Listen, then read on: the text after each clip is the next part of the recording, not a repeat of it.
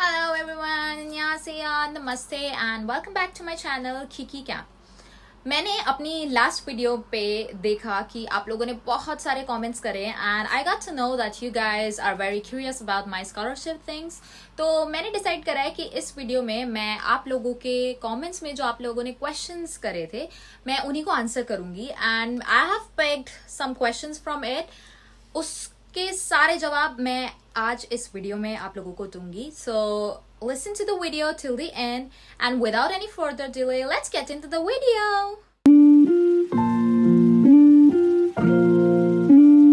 First of all, I want to tell you guys that I'm gonna use this accent throughout the video. So if you don't like it, I would suggest you to not watch it.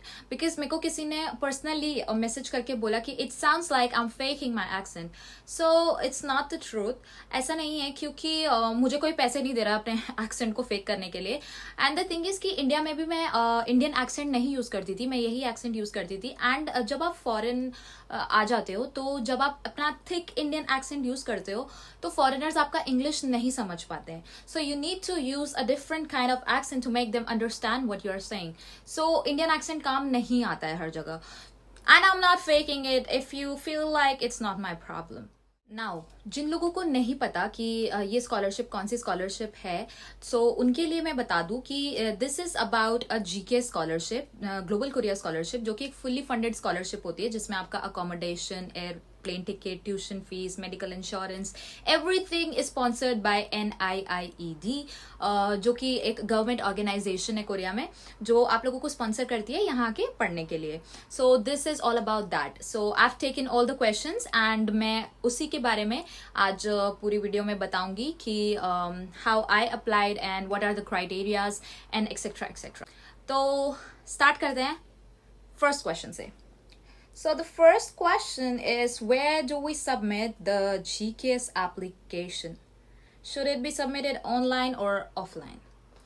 तो इसके बारे में अगर मैं बात करूं तो guidelines जो होती हैं वो ऑनलाइन निकलती हैं एम्बेसी के पेज पे, जो कि कोरियन एम्बेसी इन इंडिया जो कि न्यू दिल्ली में है, उनका वेबसाइट है. वहाँ पे एप्लीकेशन गाइडलाइंस आती हैं, वहाँ जाके आपको चेक करना होता है एंड उसके बाद वो लोग एप्लीकेशन भी उसी के साथ लिंक करते हैं.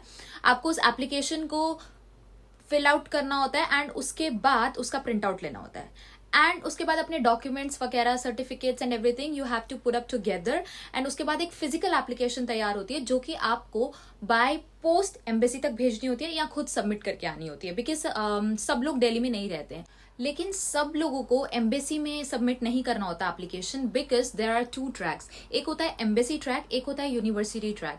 सो people who are choosing embassy track for their application, उन लोगों को अपना एम्बेसी में जाके डॉक्यूमेंट सबमिट करना होता है. But for those who are going through university track, तो उन लोगों को क्या करना होता है, उन लोगों को अपना एप्लीकेशन सीधा कोरिया में जिस यूनिवर्सिटी में वो अप्लाई कर रहे हैं उस यूनिवर्सिटी तक पहुंचाना होता है. First read and then choose which track you want to go with and then submit your application. Now moving on to the second question, it is what percentage is required to apply for the scholarship?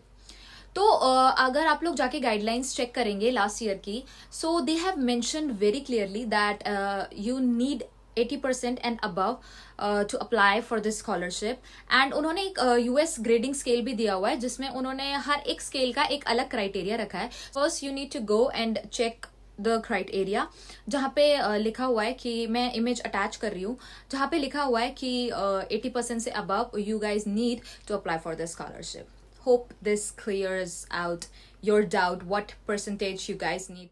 Moving on to the third question, it is when is the best time to apply for the scholarship?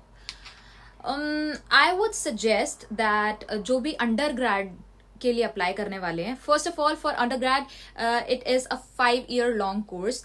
4 years का जो होता है वो आपका grade degree होता है and 1 year जो रहता है वो लैंग्वेज प्रोग्राम का रहता है. तो जो अंडरग्रेड स्टूडेंट्स हैं जो अप्लाई करना चाहते हैं, फर्स्ट ऑफ ऑल मैं एक डिस्क्लेमर दे दूं, उन लोगों के लिए सबसे कम सीट्स होती हैं, like 2 to 3 seats, and there are thousands of application. तो आप लोगों को बहुत ज़्यादा मेहनत करनी पड़ेगी बिकॉज अंडर ग्रेजुएशन में बहुत ज़्यादा कंपटीशन होता है।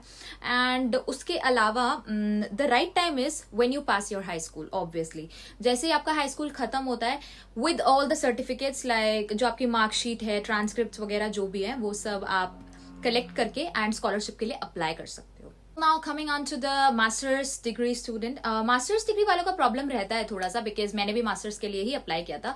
क्या होता है ना कि हम लोगों को डिग्री 1 साल बाद जाके मिलती है। सो ऐसा नहीं है कि हम अप्लाई नहीं कर सकते, you can apply provisional certificate के साथ, but the thing is it's very risky. अगर आप पूरा सिलेक्ट भी हो जाते हो and if you won't be able to submit your degree आखिरी तक, लाइक 6 months मिलते हैं, अगर आप नहीं सबमिट कर पाते तो आपकी पूरी स्कॉलरशिप कैंसिल कर देते हैं, which means पूरी मेहनत पानी में चली जाएगी। तो आई वुड सजेस्ट कि जैसे ही आपका ग्रेजुएशन खत्म होता है, वेट फॉर 1 year, अपनी डिग्री लो एंड उसके बाद you guys should apply. That's my suggestion because I did the same. मैं 2023 में ग्रेजुएट हुई थी एंड मैंने अप्लाई किया 2024 में, जो कि मैंने 1 year का ड्रॉप लिया ताकि मैं स्कॉलरशिप के लिए अप्लाई कर सकूं, ताकि मुझे डिग्री मिल जाए। तो मैं आप लोगों को भी यही सजेस्ट करूंगी कि complete your undergrad first and उसके बाद थोड़ा वेट करो, अपनी डिग्री लो। स्पेशली डीयू वाले, प्राइवेट यूनिवर्सिटीज को डिग्री मिल जाती है, so there is no problem, but DU वालों को नहीं मिलती है। तो मैं डीयू से थी, तो मैं वही आप लोगों को सजेस्ट करूंगी कि wait for your degree and उसके बाद आप अप्लाई करो, बिकॉज अप्लाई करने के बाद मेहनत पानी में जाएगी, उससे अच्छा है पहले ही आप थोड़ा वेट कर लो। So, the fourth question is, how much does it cost to prepare an application? मेरे को लगता है ना कि इस क्वेश्चन का आंसर अगर मैं दूं तो इट डिपेंड्स कि आप कौन से ट्रैक से अप्लाई कर रहे हैं, एम्बेसी ट्रैक से कर रहे हैं या फिर यूनिवर्सिटी ट्रैक से कर रहे हैं। क्या होता है कि एम्बेसी ट्रैक में आप लोगों को 4 सेट्स ऑफ डॉक्यूमेंट देने पड़ते हैं। एक जो होता है वो ओरिजिनल सेट होता है एंड जो 3 सेट्स जो रहते हैं वो फोटोकॉपी सेट्स होते हैं। अगेन प्रिंटिंग कॉस्ट रहता है कि आपको इतने सारे पेपर्स प्रिंट कराने हैं, उसका कॉस्ट आपको लगेगा। उसके बाद आपको हर एक डॉक्यूमेंट जो सबमिट करना होता है वो अपोस्टाइल्ड होना चाहिए। जो एक डॉक्यूमेंट डिपेंड करता है आप कौन सी एजेंसी से करा रहे हैं, लाइक 1500 के ऊपर ही रहता है जनरली। तो आप किस एजेंसी से करा रहे हैं उस पर डिपेंड करता है। एंड फिर कितने अगर आप एक सेट अपोस्टाइल करा रहे हैं उसके बाद आप लोगों को फोटोकॉपीज लेनी होती है। एंड कुछ लोग होते हैं जो अपने डॉक्यूमेंट्स ट्रांसलेट भी कराते हैं बिकॉज उनके डॉक्यूमेंट्स इंग्लिश में नहीं होते हैं, तो लिखा रहता है गाइडलाइंस में that you need to get it translated and उसके बाद उसको भी आपको अपोस्टाइल कराना होता है। And if you are applying through university track, उसमें भी आपको ऑब्वियसली प्रिंटिंग कॉस्ट लगता ही है। उसके अलावा आपको अपने डॉक्यूमेंट्स डायरेक्ट यूनिवर्सिटी तक भेजने होते हैं, विच मीन्स कोरिया में भेजने होते हैं, तो आपको पोस्ट का पैसा भी देना पड़ता है। तो it's all around like 20,000 you need for the application. Again मैं ये अपनी बात कर रही हूँ, आप लोगों का मुझे नहीं पता कि आप लोग कैसे एप्लीकेशन प्रिपेयर करेंगे, तो मैं उस हिसाब से नहीं बता सकती, बट मैंने ऑल अराउंड बता दिया कि इतना पैसा लग जाता है फॉर द एप्लीकेशन। तो maybe it might be the same for you और not. Next question, do we need to show our bank balance when applying for the scholarship? So आपको अपना बैंक बैलेंस नहीं दिखाना पड़ता जब आप apply करते हैं स्कॉलरशिप के लिए। अप्लाई करने के लिए तो ऑब्वियसली बैंक बैलेंस नहीं दिखाना होता एंड अगर आप सिलेक्ट हो जाते हैं तो उसके बाद भी आपको बैंक बैलेंस नहीं दिखाना पड़ता।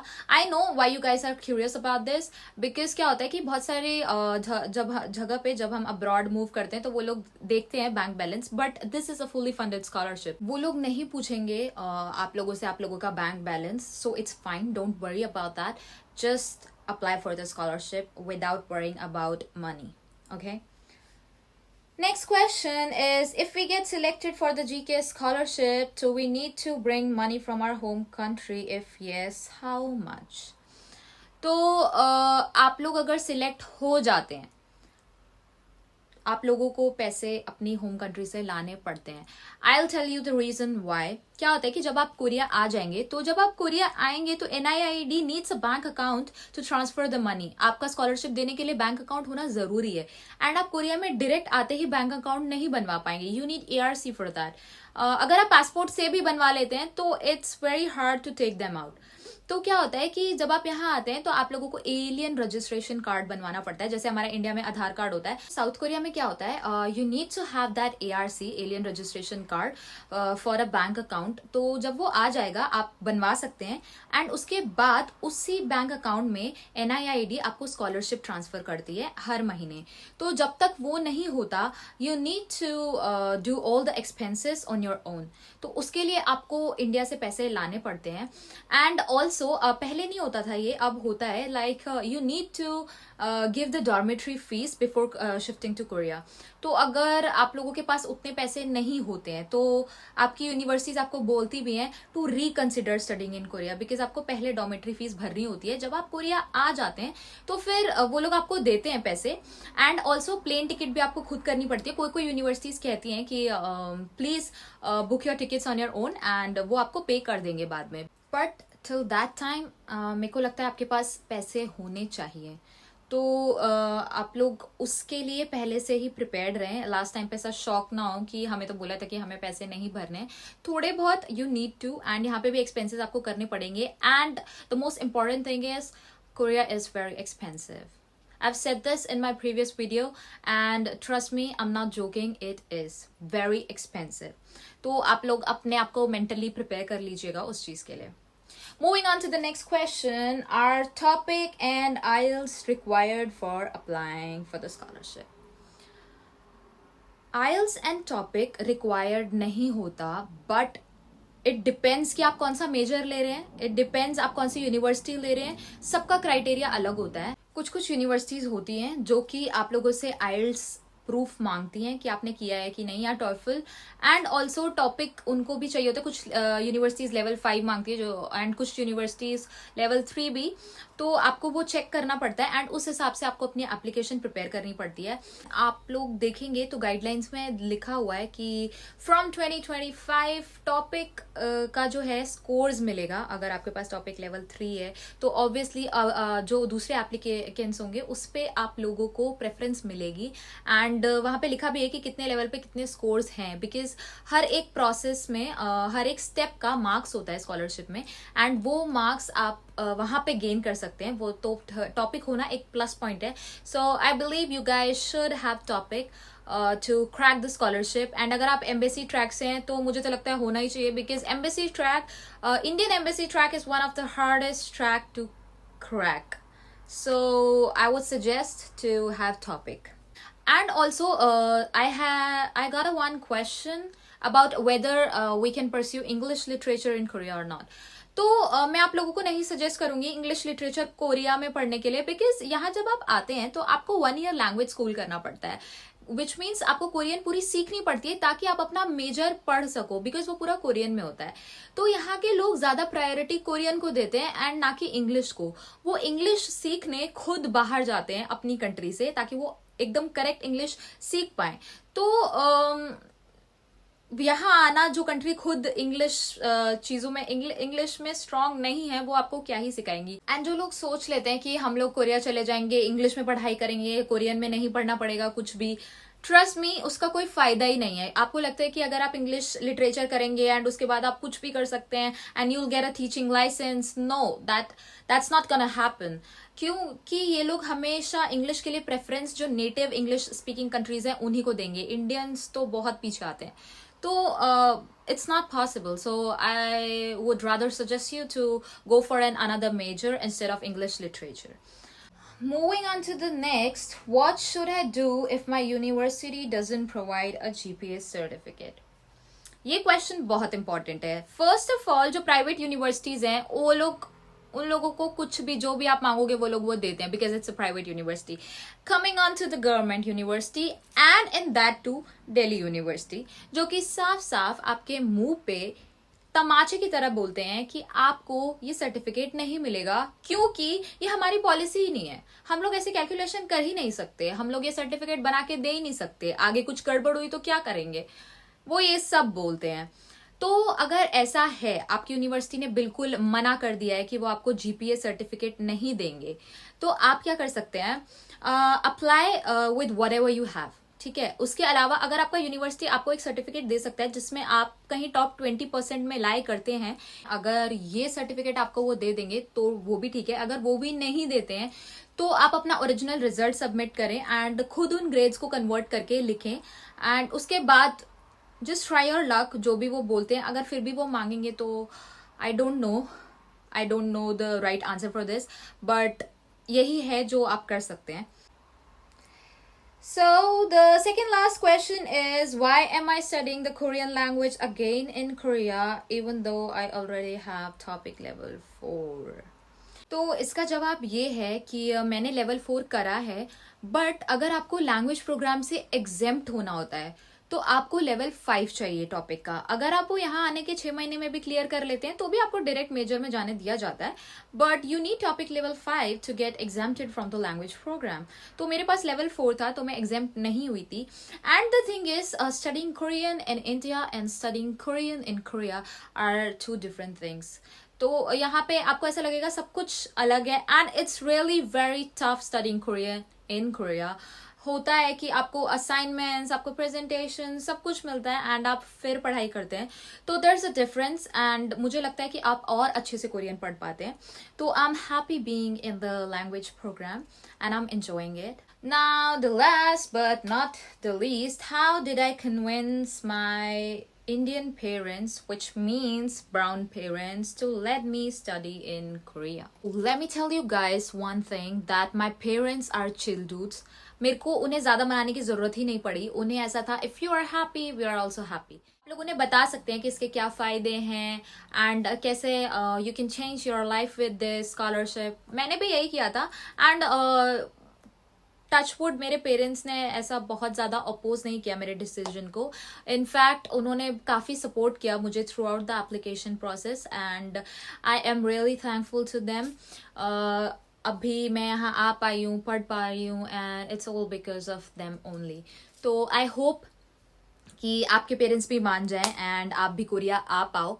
सो मैं आपके सारे क्वेश्चंस का आंसर कर चुकी हूँ and hope this will help you guys out and आपकी एप्लीकेशन प्रोसेस में भी ये हेल्प करेगा। इसके अलावा if you guys have any questions, any other doubts, please drop a comment and ये सुंदरी आपकी मदद करेगी। होता है कि मैं रिप्लाई नहीं कर पाती हूँ सबको because there are so many questions, very sorry for it, but क्योंकि यहाँ पे इतना ज्यादा टाइम नहीं होता आपके पास कि आप बिल्कुल सोशल मीडिया पूरा एक्सप्लोर करते रहें। तो मैं क्वेश्चंस देखूंगी एंड मैं रिप्लाई जरूर करूंगी। उसके अलावा अगर आपके पास और भी डाउट्स, क्वेश्चंस हैं, प्लीज या तो आप कमेंट्स में लिख सकते हैं या फिर आप मुझे इंस्टाग्राम पे डीएम कर सकते हैं। मैं कोशिश करूंगी मैं आप सबको रिप्लाई करूं। आज की वीडियो के लिए बस इतना ही। I hope you guys will enjoy this video. Please like, comment and subscribe and binge watch my videos because I know they are good. So thank you so much. Bye bye. See you in the next vlog.